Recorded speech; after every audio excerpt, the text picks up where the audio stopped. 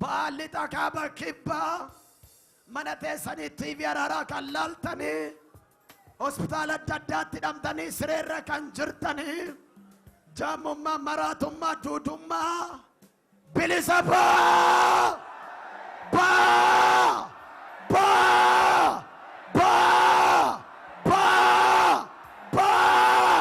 bilisa baa